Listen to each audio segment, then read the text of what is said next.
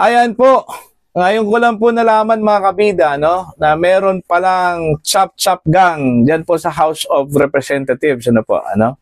Ito po ay batay doon ho sa pasabog po, ano, ni Congressman Sid Unga po ng Davao City, mga kabida, no. Sa budget deliberation po para ho sa 2026 national budget. Pinasabog po ano ni Congressman Sid Unga, ano, na meron pong ginawa hong pag-chop-chop sa budget po makabida, no, intended sa mga proyekto kung saan po ay foreign funded mga kabida, no?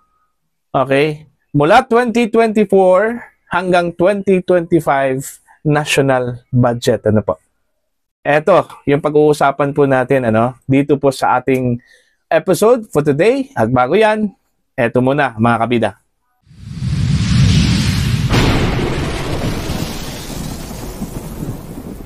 Nako po, talagang sub-sub na talaga, ano, ito pong kawalanghiyaan po, ano, ng kung sino man po yung responsable ho dito sa pag-chop-chop po ng budget sa mga foreign assisted projects po mga kabida, ano po, no? Simula nung 2024 hanggang 2025 national budget po mga kabida, no?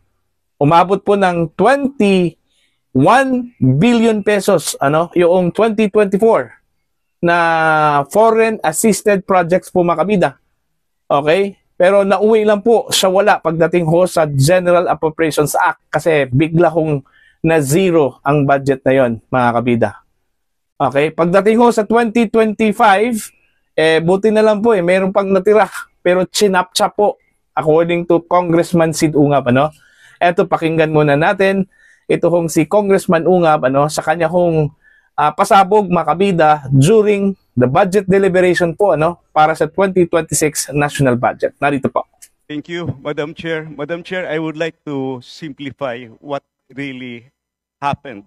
The transformation of those ODA-funded projects in 2024 and 2025. I have here the 4 books of the budget books. Ang tawag ko nito noong araw, ang 4 na libro ng APRO. Sa 2024 National Expenditure Program, pumasok yung ODA, 21.6 billion. Nandito, ginagyan ko ng 11 projects. Pagdating sa GAB 1, General Appropriation Bill, white book with red letterings, pumasok din, fitful copy, 11 projects, 21.6 billion. Pagdating sa GAB 3, third reading dito sa House of Representatives, pinawasan ng 5.4 billion, ang naiwan 16.1 billion. So sa House of Representatives pa lang, binawasan na yung ODA. And you know what happened pagdating sa GAA. Pagdating sa GAA, this is the product of both the Senate, the House of Representatives, at saka sa BICAM. Zero kinatay yung buong ODA. Nakakahiya sa ating mga foreign creditors. Punta naman tayo sa 2025. Ito yung ginawa. As is yung proposal, National Expenditure Program, 11 projects, foreign funded, 11 total of 27.5 billion nandito. Nilagyan ko ng marker.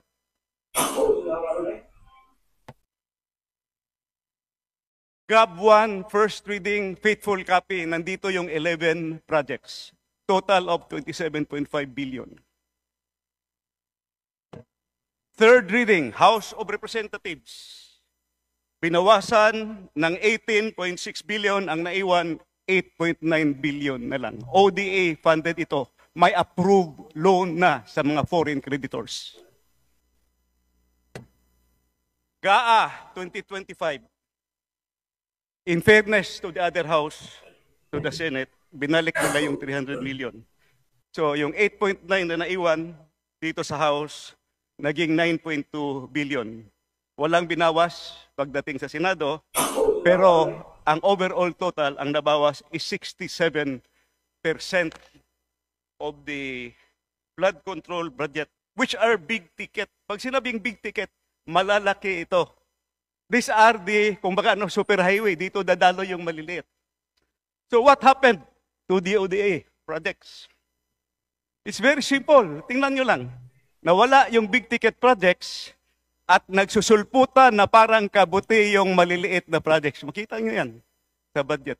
In other words, gitchap-chap yung ODA, foreign funded projects, pumunta sa maliliit na mga proyekto. So, sino ang members ng Chap-Chap Gang dito? So, I have 3 questions for DPWH. First question ko, kung natuloy sana itong mga proyekto, 2 taon yung 2024, zero budget, reduced by 67%. Please wind up, Honorable Sir. These are very important questions, Your Honor. The public should know this. First question ko, kung natuloy itana itong mga proyekto na ito, could have this help solve the problems in Metro Manila? Kasi nandito yung Metro Manila Flood Control Project at saka yung Pasig Marikina Channel Improvement. Second, sayang wala si Secretary Bunuan. I'm going to ask him sana dito. Did Secretary Bunuan reported this to the President? Kasi kung 2024 pa lang na zero na yung ODA, sana hindi na mangyari yung 2025. Di ba? Last question para sa DPWH. Can we still avail of those loans? Kasi nagbayad na tayo ng commitment fee. Ayan po, meron talagang mananagot so dito mga kabida, no? Mantakin nyo pati yung foreign assisted projects hindi ho pinatawad. Okay? Hindi po natin malalaman ito kung hindi po ito inilabas po mga kabida ni Congressman Sid Ungab. Ano po? Akala po natin na yung 2025 national budget hanggang insertions lang po yon. Okay? Kasi merong mga insertions daw dun ano? At saka may mga budget na tinanggal po, ano? Katulad na lang po ng Philippine Health Insurance Corporation na budget, ano? Okay? Tinanggal po yung 89.9 billion pesos po mga kabida, no? Pati yung sa PDIC. Alright? At iba pang mga budget na kinaltas po mga kabida, yung sa Department of Education po, ano? Ang bungakala po natin, yun lang po yun. Meron pa pala. Pati yung mga foreign assisted projects po ay kinatay daw, ano? Sabi po ni Congressman Sid Ungab, ano po, no? Mostly, doon po sa mga proyektong ito mga kabida, para sana doon sa Metro Manila. Kasi ho, para po ito sa flood control, ano, mga kabida, sa Metro Manila. Alright? Ito po, babasahin ko lang po ito pong post po ni Miss Kifi Chu, ano, mga kabida, kung saan po ay shinare po niya ito pong post po ni Luminos by Trixie Cruz Angeles and Ahmed Paglinawan po mga kabida, no?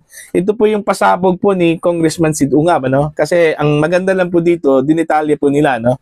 Alright? Congressman Ungab drop a major pasabog in Congress today concerning the Official Development Assistance o ODA. Okay? Or Foreign Assisted Projects mga kabida. Uulitin natin. Pera ito na pinahiram o inigrant galing sa ibang bansa o foreign organizations. Okay? Ito hong tinukoy po ni Congressman Sid Ungab mga kabida, no? This is a foreign assisted funds. Alright? Para ho sa mga proyekto po, ano? 11 projects doon ho sa 2024 at may ibang o may mga projects din para ho sa 2025 mga kabida. Ilan po dito mga kabida? Of course, ito pong Metro Manila Flood Management Project. High Impact Initiative to Reduce Flood Risk in the National Capital Region. Okay? Para po ito sa mitigate ho sa baha, mga kabida, no? Meron pong 6 billion pesos para ho sa 2024 foreign assisted projects mga kabida and 6.8 billion para ho sa 2025. Okay? Number 2, Pasig Marikina Channel Improvement Projects. Major flood control infrastructure, 6.6 billion pesos in 2024 and 7.4 billion pesos in 2025. So napakalaking bagay na po ito mga kabida para sana sa Pasig Marikina Channel Improvement Projects. Ayan. Alright. Number 3, Cavite Industrial Area Flood Risk Management Project. Alright. Strategic Flood Prevention for an Industrial Hub. Meron pong 1.7 billion pesos in 2024 and 5.9 billion pesos in 2025. Ayan. Number 4, Flood Risk Management Project for Cagayan de Oro River. Protection of urban and riverine communities. Meron pong 3.6 billion pesos in 2024 at 1.2 billion pesos in 2025, mga kabida, no? Number 5, Integrated Flood Resilience and Adaption Project, encompassing the Abra River Basin, Agos River Basin in Lanao del Norte, and Tagum Libunganon River Basin in Davao del Norte na umabot po ng 420 million pesos in 2024 and 3.1 billion pesos in 2025, mga kabida, no?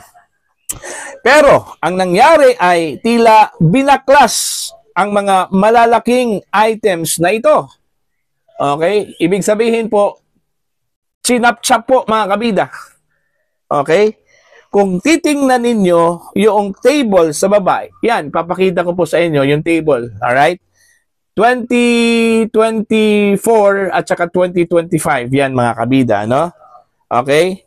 Kung titingnan ninyo ang table sa baba, nakalagay yung amount na nakalaan sa proyekto galing sa National Expenditure Program. At makikita ninyo kung magkano ang ultimately lumitaw sa General Appropriations Act. Ayun, 0. Yung 2024 at saka sa 2025 meron po pero binaklas po, binawasan, mga kabida, no? Hindi kayo na mamalik mata from billions to zero sa 2025 mula 27 billion pesos naging 9 billion pesos na lang ang naiwan para sa mga tao. Ayun. Napaka demonyo talaga, no? Nakakaawa po ang taong bayan po dito, no, mga kabida. Hinala ni Congressman Ungab, dinistribute sa mga congressional districts, ginawang maliliit na proyekto na district-based at hindi nag-address ng flood control system. Hindi lang baha ang purpose ng mga proyekto na ito. Ito yung advanced planning para sa mitigation ng effects ng climate change. Walang hiya ang mga gumawa nito.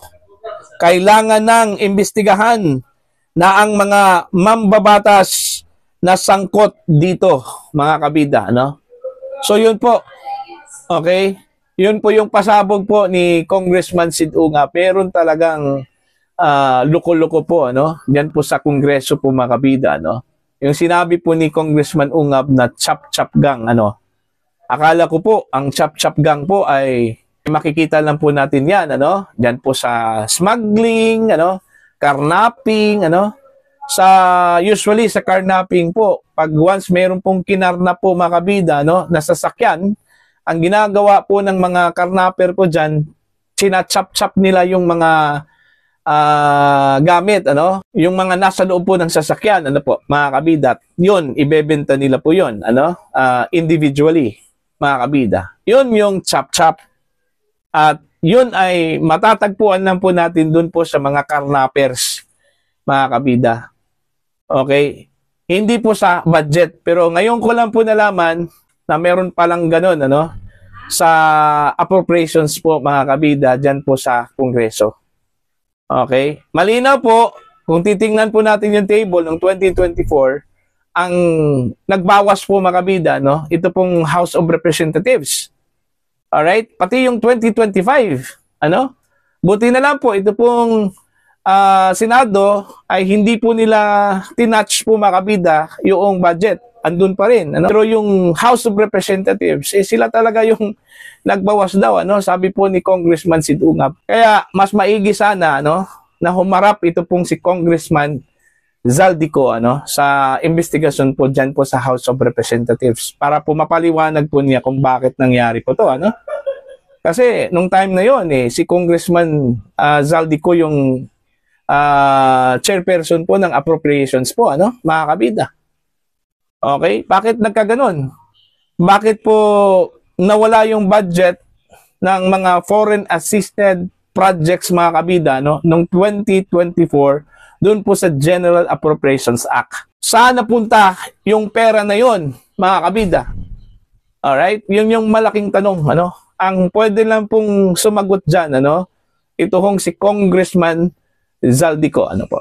May mga nagsuggest po, since hindi po available, ito pong si Congressman Zaldico, mga kabida, bakit hindi po ipapatawag ito hong si Stella Kimbo, na siya yung nag-assume bilang chairperson po ng Appropriations Committee, nung time na tinanggal po itong si Zaldico, mga kabida. O di kaya ito hong si Speaker Martin Romualdez. Imposible po na hindi po niya alam yung laman po ng GAA po mga kabida, at laman po ng General Appropriations Bill ng House of Representatives, po. Imposible na hindi po niya alam yun. Pwede po natin tanungin yan si Speaker Martin Romualdez. Anong nangyari po doon sa foreign assisted projects po? Bakit yung budget ng 2024 po mga kabida na umabot pa ng 21 billion pesos, pagdating sa GAA, biglang zero. At nung 2025, 27 billion pesos po, bakit biglang binawasan at naging 9 billion na lang po? Yun yung malaking tanong po, mga kabida, Alright? Actually, may mga lapses din ito pong Department of Public Works and Highways, Yung tanong po, mga kabida, ni Congressman Sid Ungab, supposedly para po kay dating Secretary Manuel Bunuan, kung naipaalam ba niya yung mga na-chop-chop na mga budget, kay Pangulong Ferdinand Bongbong Marcos. Kasi kung napaalam po niya yung nangyari po sa foreign assisted projects noong 2024 po mga kabida, sana pagdating ng 2025, hindi na sana yun nangyari. Okay? Hindi sana binawasan po. Kasi yun nga at least na-alarm ang Pangulo po doon, Ang kaso lang po, baka hindi po sinabi po, ni Bunuan kay Pangulong Marcos. Kasi naulit yun pagdating ng 2025. Kaso lang po, hindi lahat ang nawala, Okay? Meron pong natira, mga kabida. At sana, sa nangyari po doon mga kabida, sa foreign assisted projects, magkakaroon pa rin tayo ng mukha na iharap o humarap doon sa mga foreign organizations na nagpahiram po ng pera sa atin mga kabida, para po tustusan ito pong mga proyekto po, mitigation po ito para sa mga pagbaha, dyan po sa Metro Manila, mga kabida, Kung sana hindi binawasan yon at fully implement yon noong 2024, noong 2025, sana hindi po binaha. Ganito po kalala yung baha po dyan po sa Metro Manila, mga kabida. Alright? Para po sa inyo, ano po ang inyong opinion at pananaw dito? Please comment down sa mga hindi pa po subscriber sa akin channel. Please subscribe. Just click the subscribe button, click the notification bell, click all para updated po kayo mga kabida sa aking mga uploads. Maraming salamat po sa inyo lahat.